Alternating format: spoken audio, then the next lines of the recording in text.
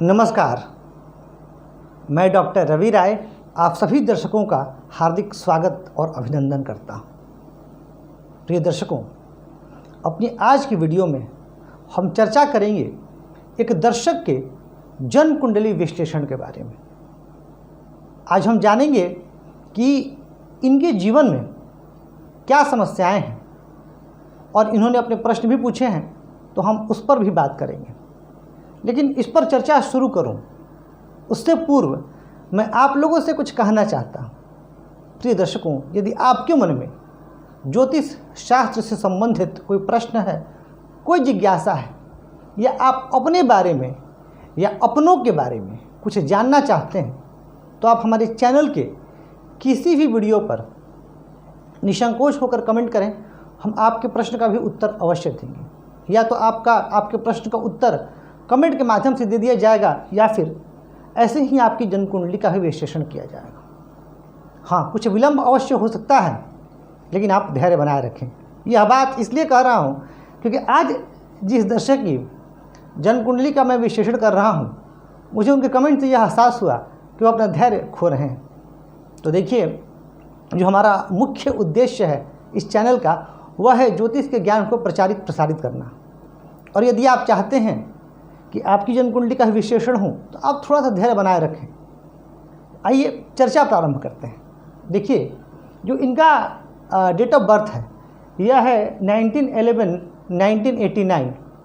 Time है 6:40 AM और birth place है बोकारो।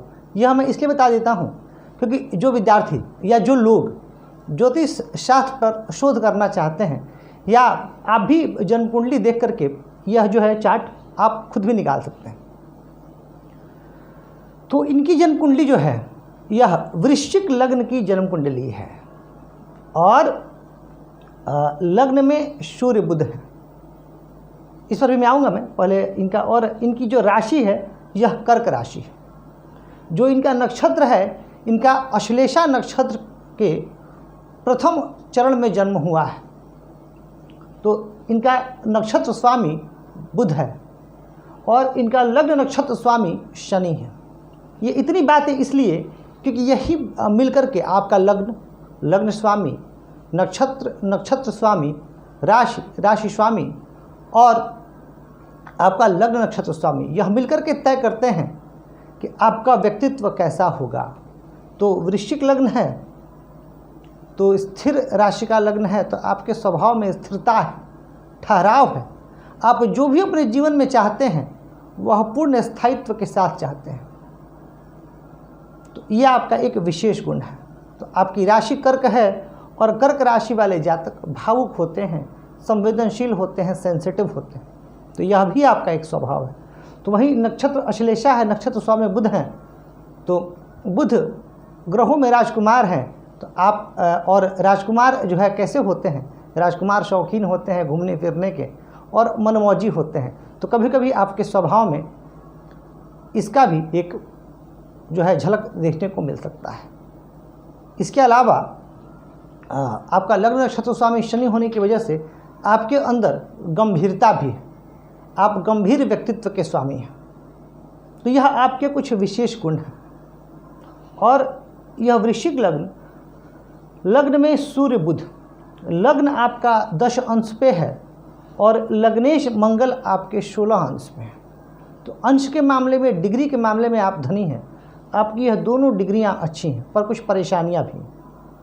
तो सबसे पहले हम विचार करें लग्नेश मंगल का, जो कि आपके लग्न के स्वामी हैं। और मंगल कहाँ स्थित हो गए हैं? तो मंगल स्थित हो गए हैं आपके द्वादश भाव में। तो यह शुभ स्थिति नहीं है। लग्नेश मंगल का द्वादश में जाना या लग्नेश का 6ठे, 8वें और 12वें में जाना कुछ विशेष अपवादों को छोड़ करके अच्छा फल नहीं देती। हाँ, कुछ विशेष परिस्थितियां में, जैसे एक उदाहरण देता हूँ, यदि वृषभ लग्न होगा और लग्नेश 6ठे में होंगे, तो वह अपनी स्वराशि में होंगे, तो वहाँ स्थिति कुछ और होगी। तो मंगल का द्वादश में जाना आपके कार्य को विलंबित कर रहा है। आपको औरों से ज़्यादा परिश्रम करना पड़ेगा, तब आपको श्रेष्ठ फल मिल पाएगा। आपको औरों से ज़्यादा मेहनत करनी पड़ेगी। आपके अंदर उत्साह है, आपके अंदर सब कुछ है, लेकिन आपका जो कार्य विलंबित हो रहा है उसकी वजह से आप निराशा में जा रहे हैं और वर्तमान स्थिति में आप बहुत ज़्यादा निराशावादी हो चुके हैं।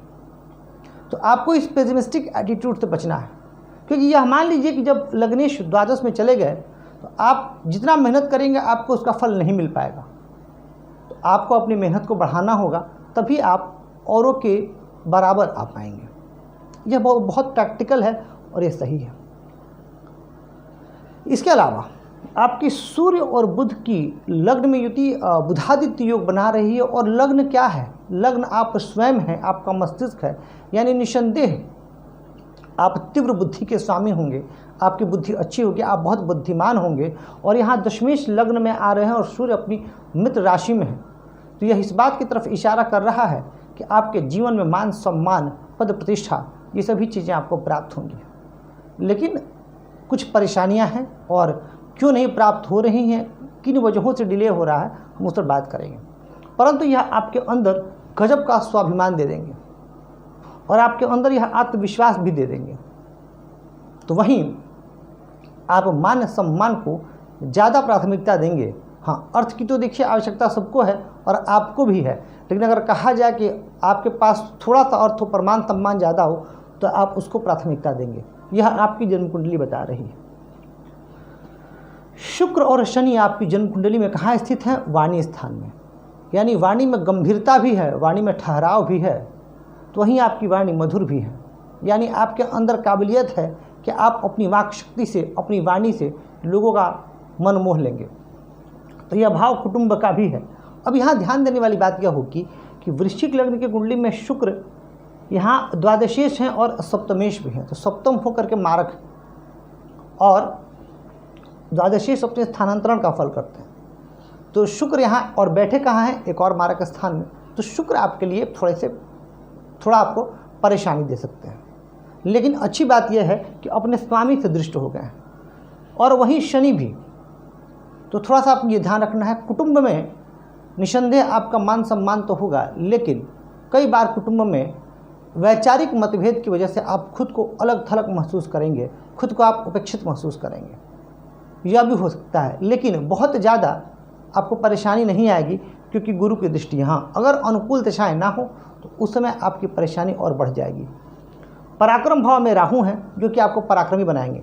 अच्छा, एक चीज़ है, मैं आपके प्रश्न पर आऊँगा, पर सूक्ष्म रूप से आपको बहुत कम शब्दों में आपके 12वें भाव में जो ग्रह स्थित हैं मैं उनके बारे में पहले बता दूं, फिर मैं आपके प्रश्न पर भी आऊँगा। तो वहीं आपके 9वें भाव में चंद्रमा और केतु हैं। चंद्रमा आपके भाग्येश हैं और भाग्य भाव में ग्रहण योग का लगना। हालांकि यह जल तत्व की राशि है और जल तत्व की राशि में चंद्रमा और केतु की युति व्यक्ति को बहुत सूक्ष्म विचारक बनाती है, दार्शनिक सोच का बनाती है।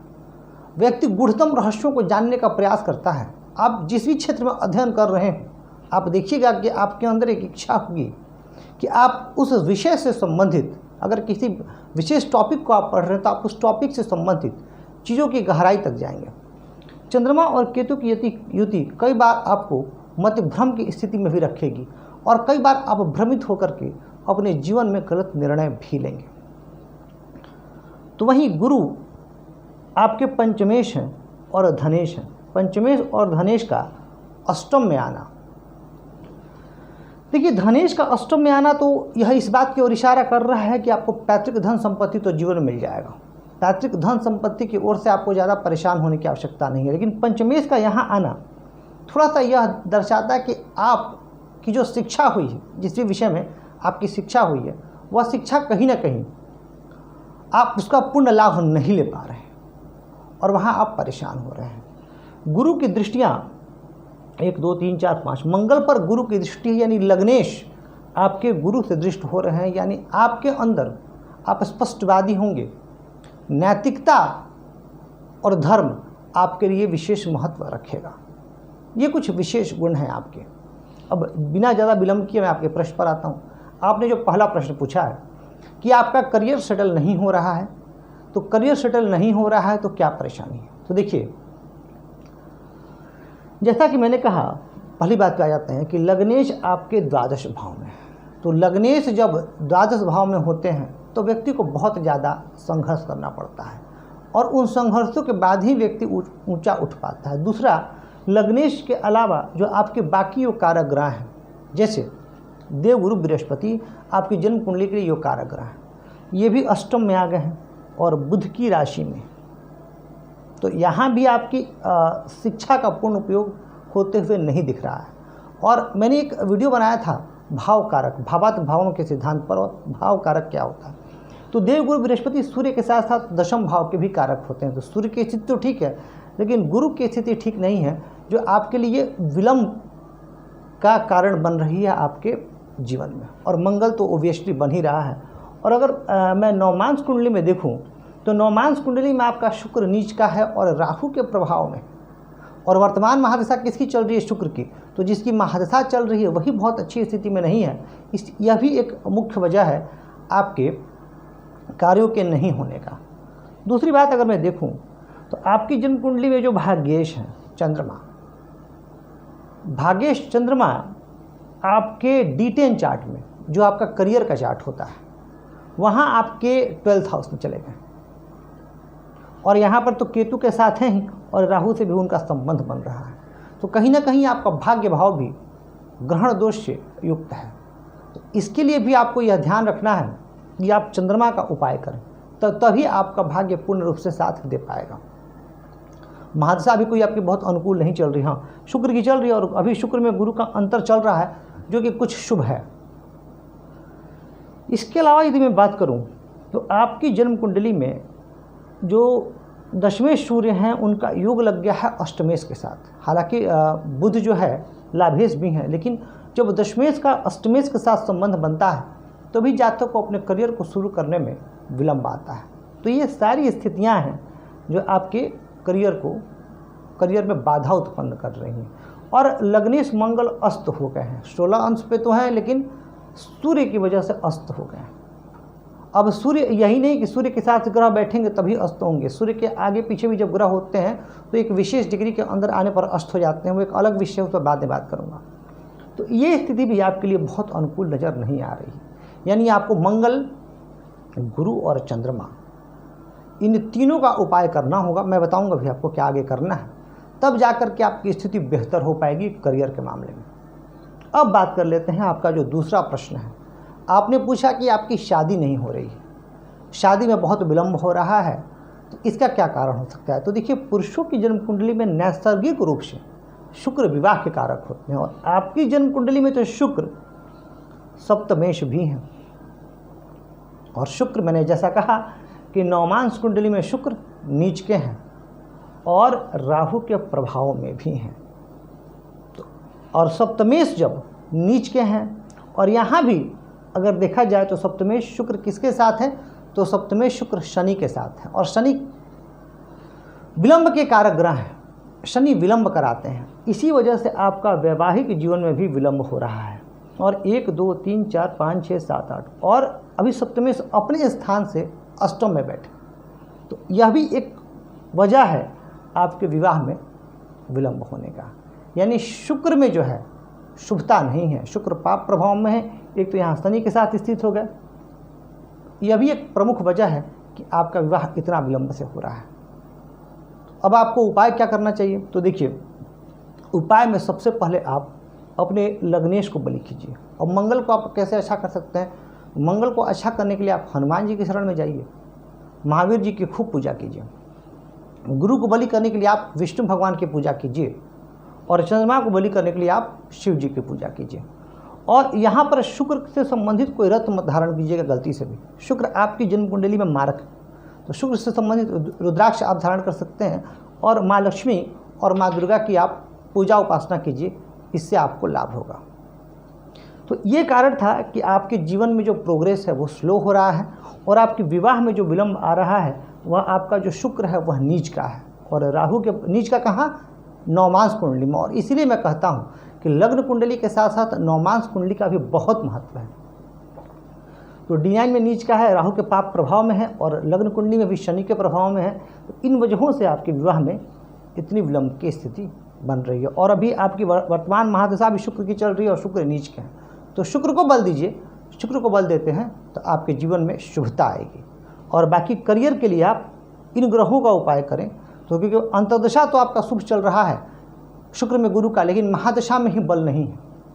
और यदि मैं गोचर से देखूं तो अभी कर्क राशि का अगर मैं देखूं तो कर्क राशि के लिए अभी तो बहुत अच्छा समय आ रहा है गोचर ट्रांजिट से। हाँ, ढैया जरूर कर्क राशि की शुरू हो जाएगी शनि की, तो स्वास्थ्य संबंधित बाधाएं आएंगी, लेकिन भाग्य भाव में देवगुरु बृहस्पति की स्थिति आपके भाग्य को बहुत बढ़ाएगी। तो वहीं दशम भाव में राहु की स्थिति आपके करियर के लिए, व्यावसायिक जीवन के लिए बहुत श्रेष्ठ होने वाला है। तो मैं ईश्वर से प्रार्थना करता हूँ कि आपका जीवन सुखद हो, आप जो चाहते हैं आपको प्राप्त हो, आपका जीवन मंगलमय हो और आप अपने जीवन में अत्यंत ऊंचाई प्राप्त करें। आप स्वस्थ रहें, सुखी रहें, समृद्ध रहें और दीर्घायु हों। साथ ही तमाम वो दर्शक जो यह वीडियो देख रहे हैं, मैं उनके भी स्वस्थ, सुखद, यशस्वी और दीर्घायु जीवन की कामना करता हूँ।